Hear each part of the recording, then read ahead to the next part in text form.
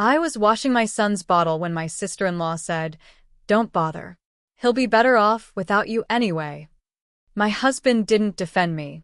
He just said, "You've been slipping lately." That night, they took my baby to her room without asking. I stood in the hall, hands shaking. But the next morning, when they opened the nursery door, it had been building for a while, but I didn't want to admit it. I thought I was just tired. That maybe I was overreacting. I gave birth to our son, Nathan, 6 weeks ago. The birth was hard. Emergency C-section. Lost more blood than expected. I came home from the hospital sore, exhausted and overwhelmed. Mark wasn't much help. He worked late and said he was giving me space to bond. His sister Jenna moved in for support. That's what he told me. At first, I was grateful. She cooked dinner sometimes. She held the baby while I took quick showers. But slowly, she started taking over more and more. She'd criticize how I changed diapers. She'd say things like, "You're not holding him right. Look, see how he calms down when I do it." She started calling him my little buddy and even joked once, "I should have just had one myself." Mark laughed. I didn't. I was still bleeding, still trying to keep up with feedings, still getting up every 2 hours while they slept through the night. Anytime I asked Mark for help, he'd say, "You're the mom. That's your job." I didn't have the energy to fight. Then that night happened. I was washing Nathan's bottle at the sink. I remember how the soap clung to my fingers and how I felt dizzy. That's when Jenna walked in and said it, so casual, like she was commenting on the weather. "Don't bother. He'll be better off without you anyway." It hit me like a punch. I turned around, hoping I misheard. She repeated it without blinking. I looked at Mark, needing him to say something. He didn't even look angry, just tired, like he'd already agreed with her. "You've been slipping lately," he said. That's all. No defense. No care. I felt like I'd been pushed off a cliff. I took a long shower after putting Nathan down. I didn't know what to do. I wasn't okay, but I was trying. I was trying so damn hard. I came out of the bathroom and saw Jenna carrying my baby down the hall. "Where are you going?" I asked, already knowing. She didn't even pause. "He's staying with me tonight. You need rest." Mark didn't object. He just turned away like it was decided.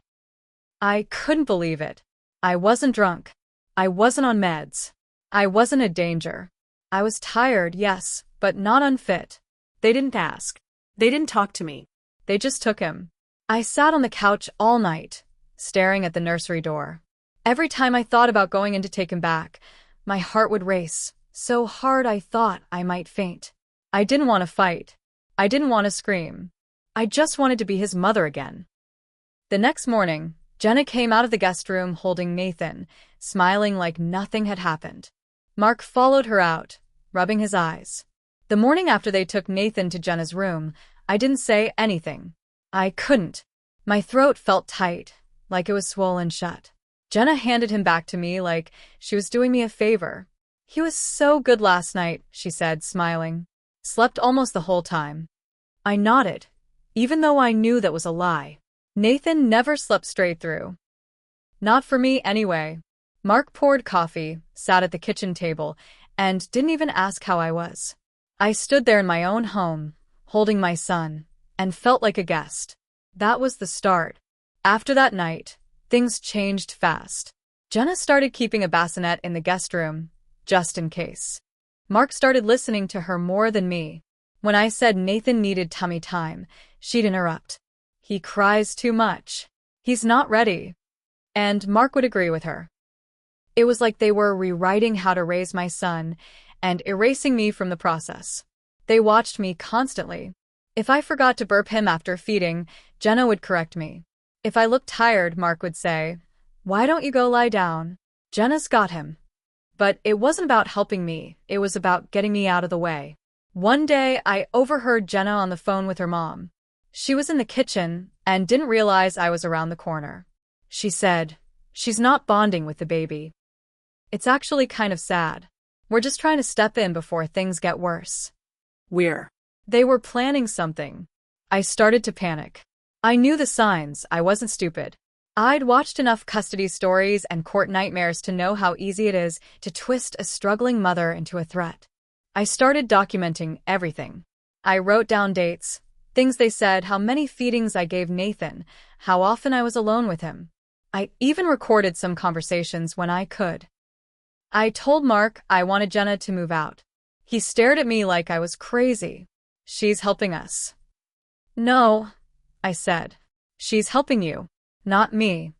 He got quiet, then cold. Maybe if he stepped up more, we would need the help. That night, Jenna locked her door, with Nathan in her room again. I knocked, and she didn't answer. Mark didn't say a word. He just laid in bed scrolling his phone while I stood in the hallway again, shaking. I couldn't live like this anymore. I started researching lawyers. Quietly, carefully. I called one from a gas station payphone during a grocery run, just so they wouldn't trace the call. Something had shifted. I wasn't just scared, I was getting angry. They were trying to paint me as unstable, and maybe I had been fragile at first. But I was done being passive. They thought I was slipping. They had no idea I was waking up. I started acting normal on the outside. I smiled more. I thanked Jenna for helping. I even offered to let her take Nathan on walks without me, just so she'd lower her guard. Every time she stepped out with him, I took pictures of the clock and logged how long he was gone. Every time Mark dismissed me, I wrote it down word for word. I wasn't being paranoid, I was building a case. Then something happened that made it all very real. I got a call from our pediatrician's office confirming a wellness appointment for Nathan that I didn't schedule. I asked for the date and time. Jenna had taken him, without telling me. She even signed off on a vaccination update. I asked the receptionist who signed the form. She said, the aunt. She had a notarized guardianship letter. Said Mom wasn't feeling well. I hung up and nearly dropped my phone. That night, I confronted Mark. You let her take Nathan to the doctor without me? He didn't deny it. You've been out of it lately. We needed to make sure he was okay. You forged a letter saying I wasn't well? He hesitated. It wasn't forged.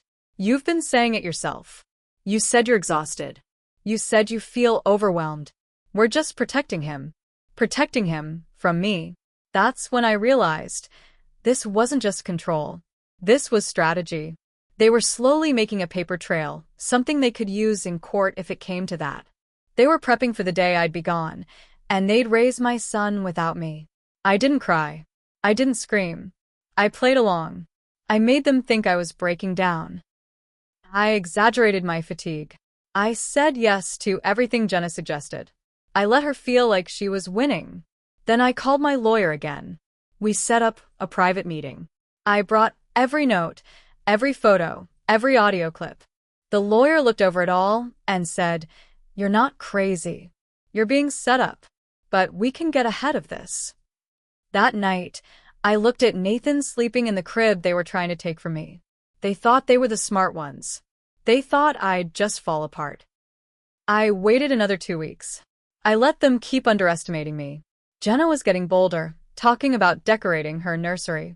She started introducing herself to people as Nathan's primary caregiver. Mark grew more distant every day. We were just roommates at that point, except roommates don't try to erase you from your child's life.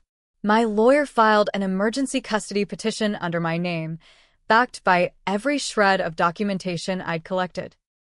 The forged guardianship letter, unauthorized medical visits, recordings of Jenna questioning my fitness, texts from Mark saying I needed to step away for a while. It was all there.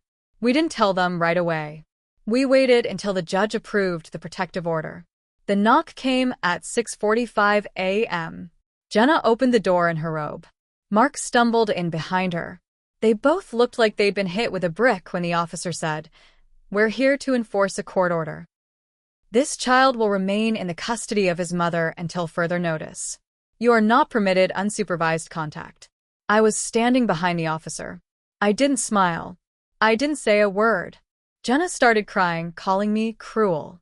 Mark tried to argue, but the officer shut him down. "Everything has been reviewed by the court. Do not escalate this." I walked into the nursery, picked up my son, and didn't look back at them. He reached for me like he'd been waiting the whole time. That afternoon, Jenna's car was gone. Her things, too. 2 weeks later, I filed for divorce. My lawyer included every incident of emotional neglect, coercion, and attempted parental alienation. Mark didn't fight me. He knew he'd lose. I got full custody with supervised visits only. He barely uses them. He moved out of state soon after, and I never looked back. Jenna tried to reach out a few months later. Wanted to clear the air. I didn't respond. Sometimes revenge isn't loud. Sometimes it's just taking back everything they tried to steal and never letting them near it again. My son just turned 2. He knows me. I mean, really knows me.